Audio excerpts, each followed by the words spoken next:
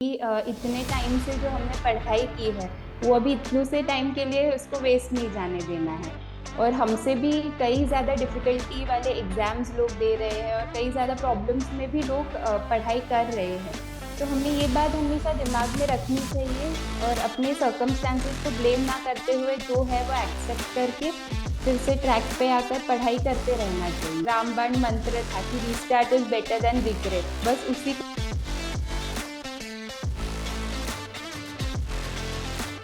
Hello everyone. आज हमारे साथ जुड़ी है डॉक्टर नेहा कंदाड़े। इन्होंने अपना यूजी आयुर्वेद महाविद्यालय साइंस से पूरा किया और AIA पीजीईटी में ऑल इंडिया रैंक 82 लाकर ITRA जामनगर में द्रव्य गुण की सीट हासिल की है। फर्स्ट ऑफ ऑल मैंने मैंने congratulation Neha. Thank you so much ma'am. पर सबसे पहले मैं थैंक करना चाहूंगी doctor Ajit Patil sir and team को, जिनके कंसिस्टेंट एफर्ट्स के बिना ये सच में पॉसिबल नहीं था। Thank you to you all. So Neha, आपने AIA पीजीटी की तैयारी कब शुरू की थी? मैम मैंने डॉक्टर अजीत पाटिल सर का क्लास मेरे फोर्थ ईयर के बिगिनिंग में लगाया था। और फोर्थ ईयर का 1.5 ईयर और प्लस इंटर्नशिप का 1 ईयर, ऐसे 2.5 ईयर्स तक मैंने क्लास को फॉलो किया था।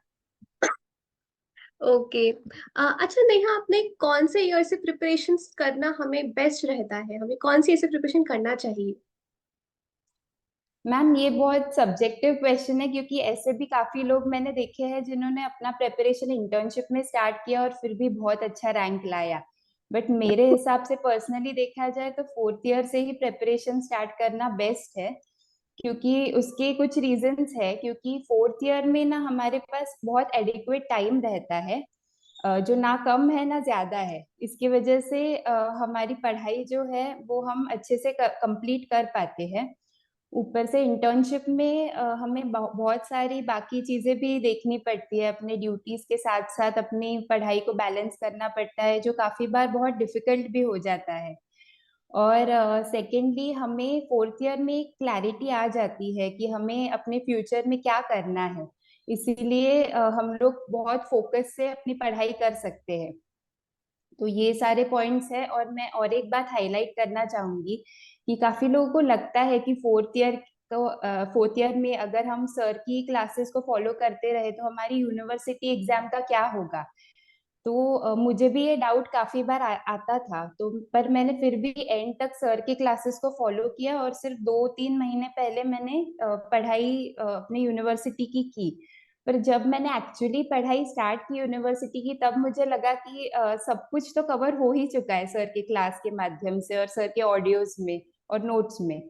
और मैं ये भी कहना चाहूंगी कि यूनिवर्सिटी मेरी मतलब बेस्ट यूनिवर्सिटी फोर्थ ईयर की ही गई थी। तो इसीलिए हमें ब्लाइंडली सर की क्लास को फॉलो करना चाहिए, ऐसा मुझे लगता है। क्योंकि सर की जो सोच है वो हमसे बहुत आगे की होती है। जी।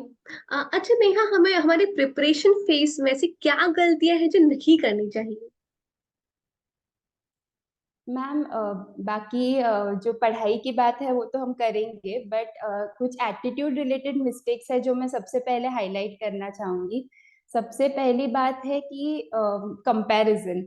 तो ये जो पॉइंट है वो लाइक हम इंडियंस के माइंड में तो पहले से ही सेट रहता है कि अब कोई भी टेस्ट हो अपने स्कोर से पहले हम अपने फ्रेंड्स का देखते हैं एंड अपनी रैंक को कंपेयर करने लगते हैं। पर इससे होता क्या है कि जैसे जो एकदम सात्विक वाले हैं उनको छोड़ देते हैं, पर मेरे जैसे लोग हैं वो तो पहले डिमोटिवेट ही हो जाते हैं उससे। तो मुझे लगता है कि हमें अपने स्कोर पर ध्यान देना चाहिए और पिछले टेस्ट में अपना कितना आया है और इस टेस्ट में क्या वो इम्प्रूव हुआ है, इस पर फोकस रखना चाहिए, ताकि हम लोग इस रैट रेस से दूर रहे। क्योंकि मेरी एक मैम बहुत अच्छा एक डायलॉग बोलती थी कि रैट रेस में कितना भी भाग लो एंड में आप रैट ही बन के रह जाते हो।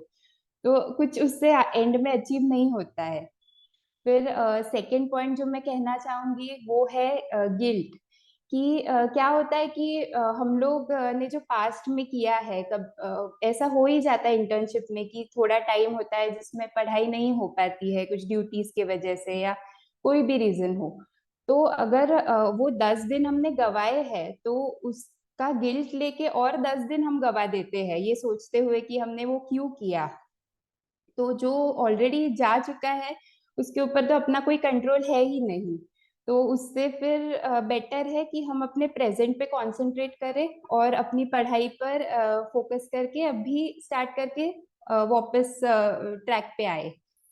और तीसरा एक इम्पॉर्टेंट पॉइंट है जो मैं बोलना चाहूंगी, वो है अपने सर्कमस्टेंसेस को ब्लेम करते रहना और एक सेल्फ पिटी मोड में रहना, जो काफी बार होता है। हमें लगता है कि सारी दुनिया की प्रॉब्लम्स हम पे ही है, बट कैसा है कि सर भी बहुत बार हाईलाइट करते हैं कि जो हमारे प्रॉब्लम्स है वो बहुत कॉमन है और सब लोग ही वो फेस करते हैं।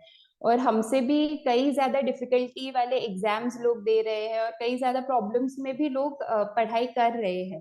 तो हमें ये बात हमेशा दिमाग में रखनी चाहिए और अपने सर्कमस्टेंसेस को ब्लेम ना करते हुए जो है वो एक्सेप्ट करके फिर से ट्रैक पे आकर पढ़ाई करते रहना चाहिए।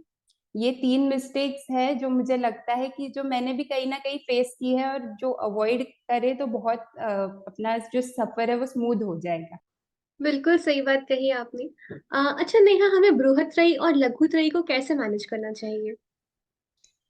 मैम, बृहत्रयी में चरक तो ऑलमोस्ट पूरा चरक संहिता ही बहुत इम्पोर्टेंट लगता है मुझे।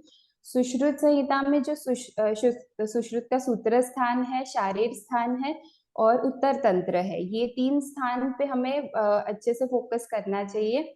और वाग्भट का सूत्र स्थान है, ये जो है ये हमें प्राइम इम्पोर्टेंस में रखने चाहिए, ऐसा मुझे लगता है।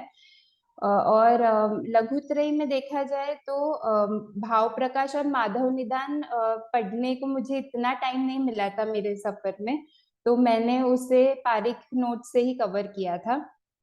और काश्यप संहिता जो है वो मैंने सर के नोट से अच्छे से पढ़ी थी। तो मुझे लगता है कि इतने पॉइंट्स अगर हम कवर कर ले तो इनफ है, मतलब इनिशियली। और अगर बाद में और टाइम मिले तो हमें आगे जरूर पढ़ना चाहिए। ओके। अच्छा नेहा, हमें चरक का जो चिकित्सा स्थान है और सिद्धि स्थान है उसकी तैयारी कैसे करनी चाहिए? ओके।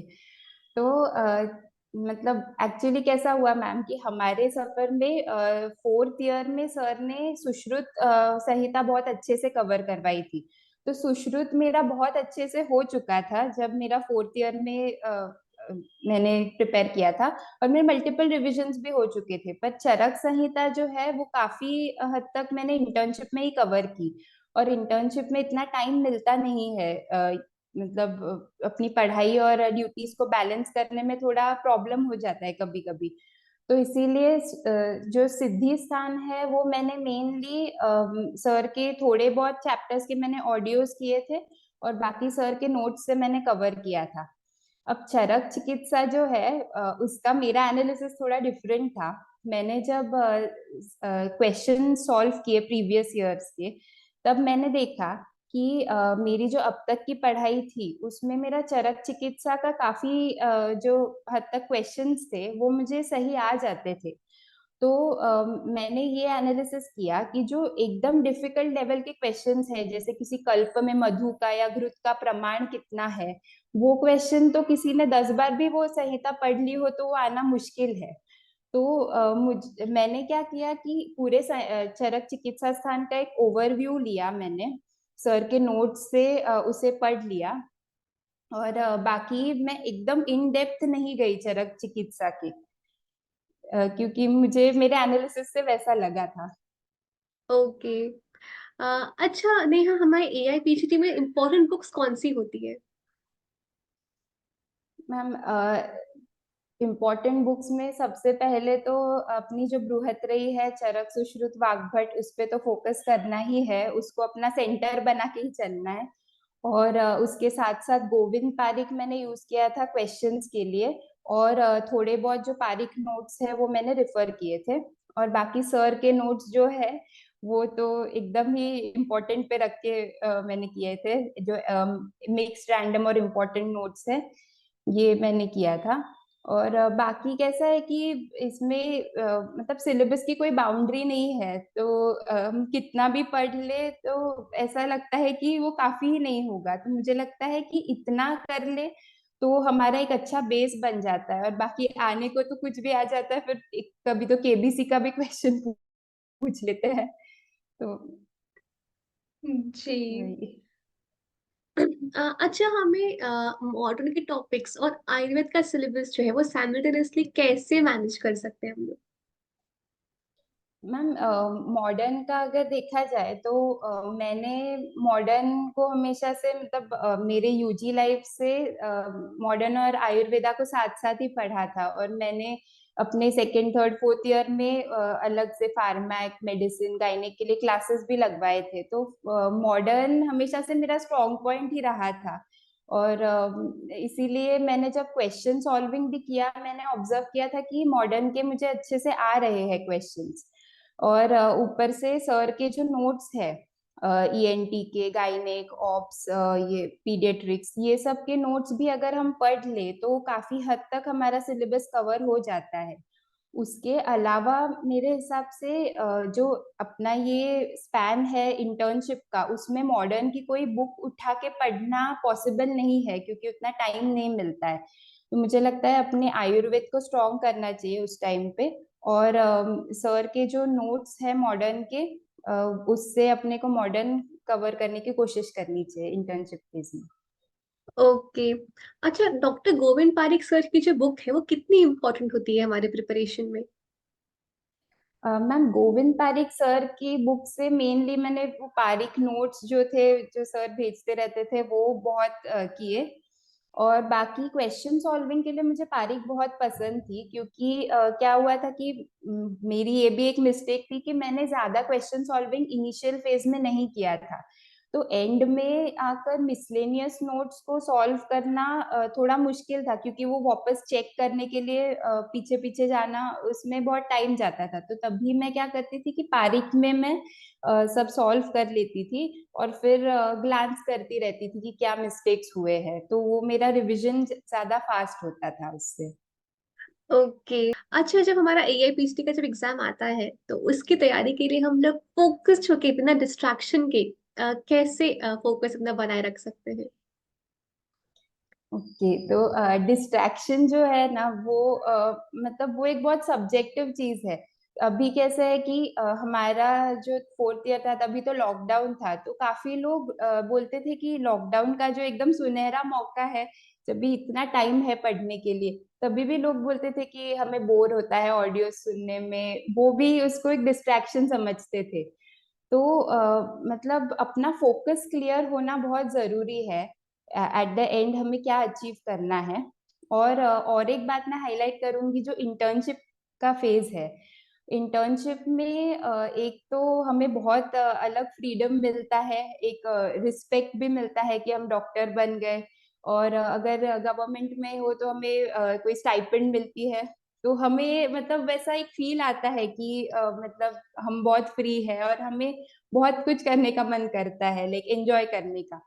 बट उसमें जो ये प्रॉब्लम है, उसको टैकल करने के लिए उसका एग्जैक्ट ऑपोजिट करना जरूरी है। जैसे हमें जब फ्रीडम लगता है बहुत, तब हमें सोचना चाहिए कि हमारे ऊपर जो रिस्पॉन्सिबिलिटी है वो क्या है। तो मैं हमेशा सोचती थी कि हमारे जो पेरेंट्स हैं उन्होंने कितने एफर्ट्स किए हमें इतना सब पढ़ाने के लिए और हमें इस मुकाम पे लाने के लिए। तो अपने आप ही मेरे मन में वो साइकोलॉजी बनती थी कि मुझे टाइम पास नहीं करना है अभी। और सेकेंडली मैं अपने एफर्ट की भी सोचती थी कि इतने टाइम से जो हमने पढ़ाई की है, वो अभी इतने से टाइम के लिए उसको वेस्ट नहीं जाने देना है। और सेकेंडली जो एक कभी कभी हमें थोड़ा लोनली भी फील होता है, क्योंकि हमारे फ्रेंड्स भी इधर उधर होते हैं इंटर्नशिप में, तो वो भी एक काइंड ऑफ डिस्ट्रैक्शन होती है। तो उसमें हमें अपने फ्रेंड्स और फैमिली का सपोर्ट लेना बहुत जरूरी है इस फेज में, जो हमारे जेन्युइन फ्रेंड्स है, जो हमें राइट पाथ पर लाए। तो कैसा होता है कि अ, हमें, मतलब हम जब गलत जा रहे हैं तब हमारे फ्रेंड्स ही हमें सही दिशा में कई बार लेके जाते हैं। मेरा एक बहुत अच्छा फ्रेंड था, वो बीच में मेरी एक डिस्ट्रैक्शन वाली फेज आई थी, तब उसने मुझे यही बोला कि नेहा तू क्या कर रही है, लोग तो एक स्प्रिंट भाग के एक साल में तेरे आगे निकल जा रहे हैं, तूने 5 साल मेहनत की है, इतनी बड़ी रेस दौड़ के आई है, तो अभी क्यों रुक रही है। तो ऐसे जो फ्रेंड्स हैं वो भी होना बहुत जरूरी है इस फेज में, और फैमिली, तो उनका सपोर्ट लेके हमें अपने पाथ पे वापस आना चाहिए। जी बिल्कुल सही कहा आपने। अ, जैसे लास्ट ईयर हम एग्जाम आपका प्रीपोन हुआ था, तो वैसे इस साल भी होने वाला है, सब चालू है। तो एग्जाम जो हम्म। प्रीपोन होता है उससे प्रिपरेशन पे कुछ फर्क पड़ता है, या आपको कुछ ऐसा लगा कुछ डिफरेंस हुआ? मैम मुझे लगता है कि कुछ चीजें अपने कंट्रोल में है और कुछ चीजें अपने कंट्रोल के बाहर है। तो अभी ये जो सर्कमस्टेंसेस है वो अपने कंट्रोल के एकदम ही बाहर है कि वो एग्जाम कब आएगी कब नहीं।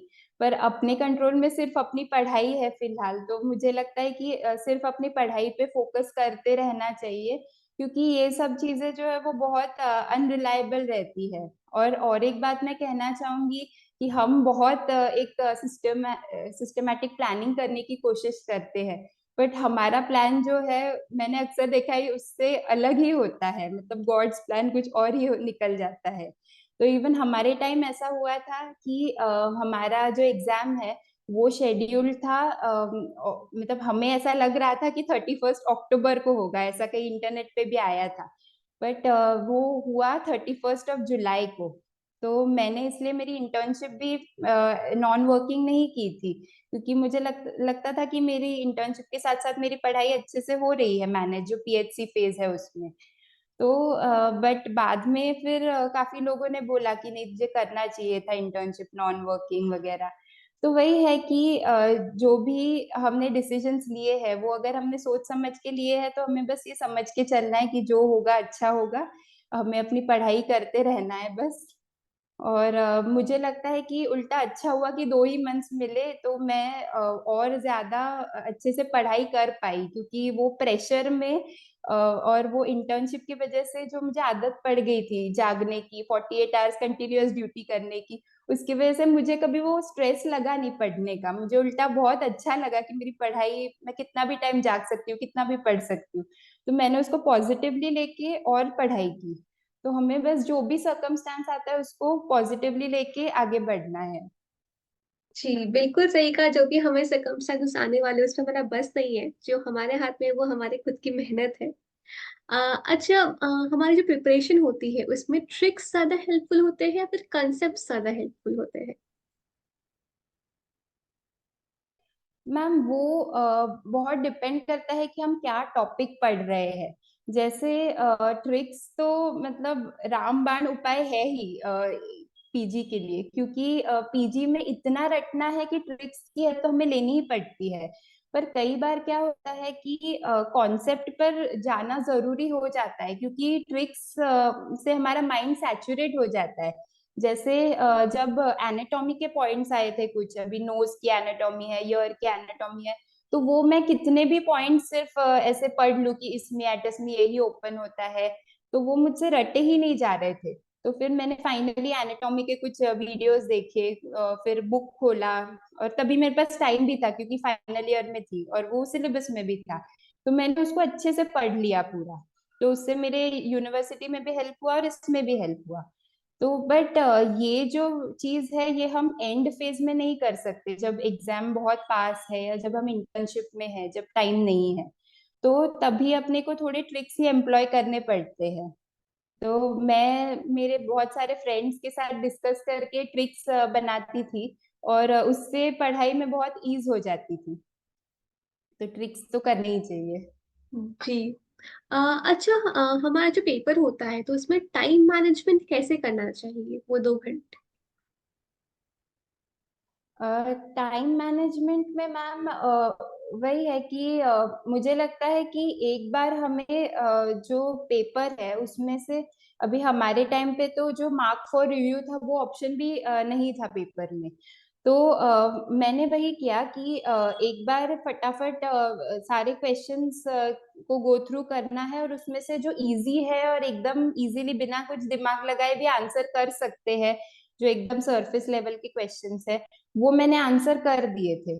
और बाद में जो ऐसे क्वेश्चंस है जो मुझे बिल्कुल भी नहीं पता, जैसे जो पता है कि अगर लगाना भी है तो तुक्का ही लगाना है, जैसे केबीसी वाला एक क्वेश्चन था, या फिर जो जिसमें हमें थोड़ा सोचने की जरूरत है, जैसे वो केपी बॉडीज वाला क्वेश्चन था।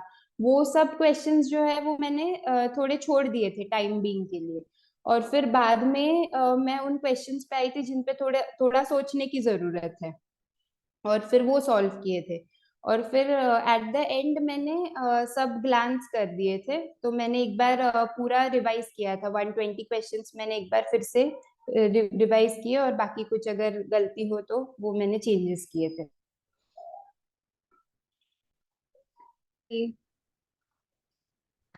अच्छा, पेपर में जो नेगेटिव मार्किंग है वो कई बार हमारे रिजल्ट को बहुत ज्यादा स्पॉइल कर देता है, तो नेगेटिव मार्किंग को कैसे मैनेज करना चाहिए? मैम, नेगेटिव मार्किंग जो है उस वो उसके ऊपर मतलब सर ने भी काफी बार हमें यही बताया है कि हमें पेपर कैसा है उसके ऊपर डिसाइड करना चाहिए कि कितना अटेम्प्ट रखना है। क्योंकि हमारे टाइम क्या हुआ था कि पेपर मुझे बहुत अच्छा लगा था और मुझे बहुत इजी लगा था, तो मुझे एक बहुत अंदर से कॉन्फिडेंस आ गया था कि बहुत अच्छा पेपर है तो मैं अटेम्प्ट कर लेती हूँ। तो अपने आप ही अपना अटेम्प्ट बढ़ जाता है उसमें। तो जब हमें कॉन्फिडेंस हो तो फिर हमें अटेम्प्ट जरूर करना चाहिए, क्योंकि सर ने एक ही लॉजिक बताया था कि एक क्वेश्चन आप सही करते हो तो आपको 4 मार्क्स मिलते हैं, उसमें आपको 4 क्वेश्चन गलत करने की अपॉर्चुनिटी मिल जाती है। तो हमें अटेम्प्ट तो ज्यादा रखना ही चाहिए। इनफैक्ट मैं तो बोलूंगी कि मैंने पूरे 120 क्वेश्चंस अटेम्प्ट किए थे, क्योंकि एंड में मेरा सिर्फ एक केबीसी वाला और एक क्वेश्चन बचा था जो मुझे बिल्कुल आइडिया नहीं था, तो मैंने बोल दिया कि दो क्यों रखने हैं, शगुन के लिए रखने हैं क्या, तो मैंने कर दिया अटेम्प्ट। तो मैंने तो अटेम्प्ट अच्छा रखा था, बट ऑन द कॉन्ट्ररी अगर पेपर ऐसा आता कि जिसमें मुझे थोड़ा डाउट रहता तो फिर अटेम्प्ट मैं कम कर देती थी। तो अगर कॉन्फिडेंस ना हो तो फिर अटेम्प्ट थोड़े कम करने चाहिए, क्योंकि नेगेटिव में मार्क्स नहीं जाने चाहिए। जी। अच्छा, जो पेपर में असर्शन रीजनिंग क्वेश्चंस आते हैं उनके बारे में थोड़ा बताएंगे आप? असर्शन रीजन में मैम थोड़ा उसको अच्छे से पढ़ना जरूरी है, और सबसे ज्यादा कंफ्यूजन उसी में होता है कि रीजन इज करेक्ट, मतलब रीजन फॉर द असर्शन और नॉट, मतलब दोनों करेक्ट है और ये उसका रीजन है या नहीं। वो ऑप्शन में ही सबसे ज्यादा कंफ्यूजन होता है, दोनों अगर गलत है तब तो खत्म ही हो जाता है। तो उसमें क्या है कि हमें क्वेश्चन को पढ़ना है बहुत अच्छे से, एक बार 1-2 बार मैक्सिमम पढ़ना है और कर देना है, क्योंकि हम ज्यादा उसको एनालाइज करते हैं ना तो हम ओवर थिंकिंग में कई बार उसको गलत कर देते हैं। ये मेरा ऑब्जर्वेशन रहा है मेरे पेपर में। तो इसीलिए मैंने तो वही अप्रोच रखा है कि ज्यादा उसको एनालाइज नहीं करना है। जो हमें डिटेल में पढ़ने पर लगे दिमाग में, काफी बार हमारा फर्स्ट इम्प्रेशन ही सही होता है। अच्छा, प्रिपरेशन फेज में ऐसा कई बार होता है कई स्टूडेंट्स का कि कभी पढ़ाई होती है कभी नहीं होती है, और फिर जब टाइम होते हुए भी हम पढ़ाई नहीं करते, टाइम वेस्ट करते, तो गिल्ट की फीलिंग हमें आती है और फिर हमें हम्म। एग्जाम से डर लगने लगता है, और उस हम्म। वक्त हम क्लास के टेस्ट को भी अवॉइड करने लगते हैं। तो ऐसा आपके साथ होता था क्या, और अगर होता है तो उसका सोल्यूशन क्या निकाल सकते हैं आप? ऐसा तो सभी के साथ ही होता है, तो मैं भी कोई एक्सक्लूजन नहीं हूँ, ऐसा मेरे साथ भी बहुत बार हो चुका है। बट कैसा है ना कि सर का एक ही रामबाण मंत्र था कि restart is better than regret, बस उसी को दिमाग में चलाते रहना इम्पोर्टेंट है। क्योंकि क्या है ना कि मतलब ऐसा बहुत बार होता है फेज में कि काम आ गया। इनफैक्ट मैं कहूंगी कि मेरा जो सिविल का फेज था 3 मंथ्स, वो हमें एवरीडे 24 आवर्स ड्यूटी रहती थी, और प्लस 3 3 आवर्स में ट्रैवल करके आती जाती थी। तो उसमें सिर्फ खाना पीना सोना इतना ही हो रहा था, और थोड़े बहुत जो नोट्स थे जो उससे रेलेवेंट थे, गायनेक पीडियाट्रिक्स, मैंने उतना ही पढ़ा था। तो उस फेज में 3 मंथ्स मेरी बिल्कुल भी पढ़ाई नहीं हुई थी, ऑलमोस्ट ऐसा कह सकते हैं। तो अगर हम लोग उस पे ही हार जाते तो फिर रैंक नहीं ला पाते। तो वही है कि जिधर भी हम रुक जाए बस उसको रिस्टार्ट कर देना है, ये नहीं सोचना है कि क्या होगा आगे। क्योंकि मतलब हम उस ओवर थिंकिंग में ही और वो कंपैरिजन में कि हमारे फ्रेंड्स क्या बोलेंगे या फिर वो हमें कम रैंक आया तो क्या होगा, इस कंपैरिजन में हम टेस्ट छोड़ देते हैं और ज्यादा टेस्ट छोड़ते जाते हैं, पर उससे अपना ही नुकसान होता है क्योंकि किसी को याद नहीं रहता है कि अपना रैंक कितना आया था उस टेस्ट में। उसके लिए मतलब बहुत अच्छा संस्कृत का सूत्र था जो हमने पढ़ा था स्कूल में कि प्रारभ्यतेन खलु विघ्न भयेन नीचैः प्रारभ्य विघ्न विहता विरमन्ति मध्याः विघ्नैः पुनः प्रतिहन्ति मानाः प्रारब्धम उत्तम जनाः न परित्यजन्ति। तो जो उत्तम कोटि के लोग होते हैं वो अपने प्रारब्ध को कभी नहीं छोड़ते, कितने भी विघ्न आ जाए।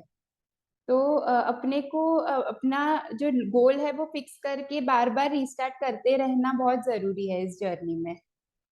बिल्कुल सही कहा आपने। और अभी जो हमारी 12th फेल मूवी जो भी आ रही है उसमें भी रीस्टार्ट का जो वैल्यू है वो हमको समझ में आता है। एंड बहुत सही कहा आपने, restart is always better than regret. अच्छा, लास्ट सवाल, हमारे जो फ्रेशर्स है, 3rd ईयर 4th ईयर के स्टूडेंट्स है, उनके लिए आप कुछ मैसेज देना चाहेंगी? मैं सारे फ्रेशर्स को पहले तो ऑल द बेस्ट कहना चाहूंगी और मैं यही कहना चाहूंगी कि एट द एंड पढ़ाई तो सब लोग ही कर रहे हैं, तो हमें डिफरेंट बनाता है ऐसा क्या है, तो वो हमारा सेल्फ कॉन्फिडेंस है। क्योंकि हम कितना भी पढ़ ले कभी भी सिलेबस कंप्लीट नहीं होगा, सिलेबस तो पूरा एक सागर है जो पूरा तैरना तो इम्पॉसिबल है। तो हम अगर मतलब इसी बात में रहे, कंफ्यूजन में रहे कि हमें कंप्लीट करना है तो वो कभी होता नहीं है। और हमेशा ही ऐसा फेज रहेगा कि हमसे कुछ लोग ने ज्यादा पढ़ा होगा, तो ये बात हमें एक्सेप्ट कर लेनी है, पर इससे डिमोटिवेट नहीं होना है। हमें बस समझना है कि उन्होंने पढ़ाई की तो उनको रैंक आ रहा है, हम पढ़ाई करेंगे तो हमें भी रैंक आएगा। ऐसा तो नहीं है कि वो कहीं और से आए हैं, किसी और प्लैनेट से आए हैं, तो हम पढ़ाई करेंगे तो हमें क्यों नहीं आएगा। तो बस सेल्फ कॉन्फिडेंस रखना है अपना। और जैसे मेरी जो नानी थी वो कहती थी कि मेरी जो पोती है वो सबसे होशियार है। तो बस हमेशा अपने आप को उसी कॉन्फिडेंस में रखना है कि कोई भी कितना भी पढ़ ले, हम शेर है, हमने पढ़ाई की है, हम अच्छा रैंक ही लाएंगे। तो बस खुद को ये बार बार बोलते रहना है कि होगा, बस होगा, पॉजिटिव रहना है और ऑप्टिमिस्टिक रहना है। क्योंकि हर बार कोई हमें धक्का देने नहीं आएगा, मोटिवेट करने नहीं आएगा। तो हमें खुद को ही मोटिवेट करते रहना है और इस सफर में खुद को ही पुश करते रहना है आगे। तो ये बहुत इम्पोर्टेंट है और हो जाता है बस। बस ट्रस्ट करना है प्रोसेस को। और सर ने एक बहुत अच्छा पॉइंट बोला था एंड में कि हर रात को मतलब सोने से पहले बस यही बोलना है कि मुझसे जितना हो सकता था उतना मैंने कर लिया, आगे जो होगा देखा जाएगा। तो बस उतने लेवल तक पढ़ाई करनी है और बस सरेंडर कर देना है, क्योंकि फल पे तो अपना कुछ कंट्रोल ही नहीं है। अपना काम करना है, अपनी पढ़ाई करनी है और बस सरेंडर कर देना है। बिल्कुल सही, कर्म किए जा फल की चिंता मत कर। एंड मगर जब हम कर्म करते तो हमें फल मिलता ही है। and आप हमारे साथ साक्षात उसका एक एग्जाम्पल है। At the end, thank you so much doctor Neha कि आप हमारे साथ जुड़ी, हमें अपना टाइम दिया, हमारे स्टूडेंट्स को इतना गाइड किया, इतने अच्छे से अपनी स्टडीज को शेयर किया। Thank you so much and all the very best for your future. Thank you so much ma'am.